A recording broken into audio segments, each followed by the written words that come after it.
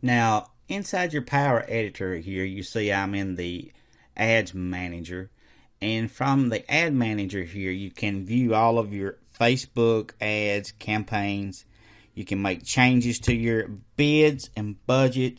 You can pause or restart a ad at any time. And you'll also find this is where your Billing Manager containing your payment history and payment information, sources, funding sources, and you can export ad performances from here as well. So there's a lot going on inside here, and I would recommend just coming inside here and getting acquainted with this. And as you can see here, I really haven't had a campaign that I've recently changed, but I do have a couple that's been completed here, because what that means is I assigned a specific start and end date. Now, you can have what's called active, which means they're ongoing, and these I did not set a end date for. So when I created them, I didn't put a end date on there. So what I'm going to do now is I'm going to walk you through creating a campaign and showing you how you can set up your different ads.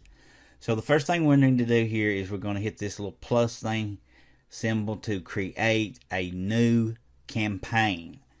And from here we'll just call this the Facebook test. Okay, that way I can distinguish between what it is. Now, the buying type. Here you have an auction or a fixed price. Now, personally, I always recommend using the auction because that's going to get you the best deal every single time. And what does that auction mean?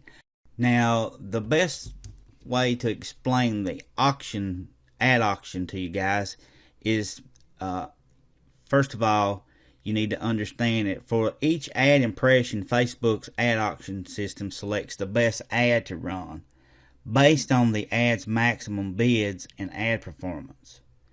All of the Facebook ads compete against each other in this process, and the ads that the system determines are most likely to be successful will be the one that's shown.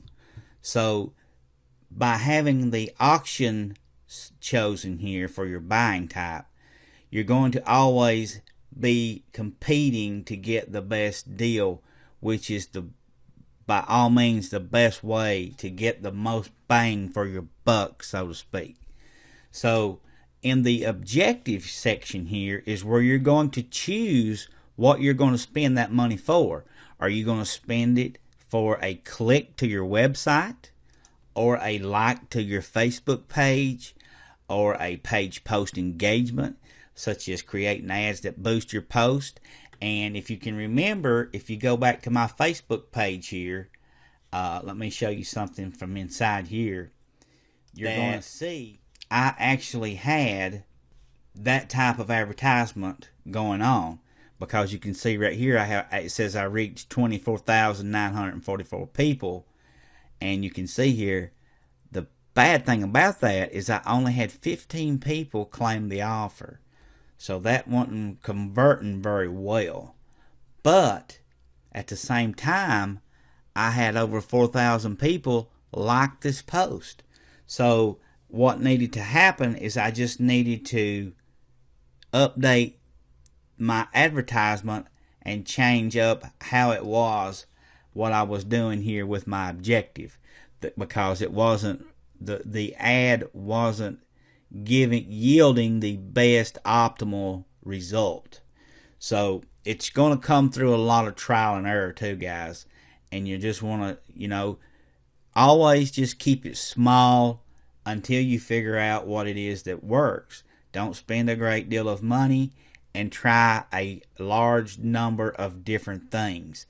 That way you can focus in and zero in on what works best before spending the big money.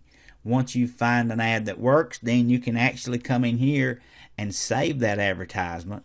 So let's go ahead and hit create, and you can see now that it's added it in up here, and we don't have a start or end date because we didn't put anything like that in.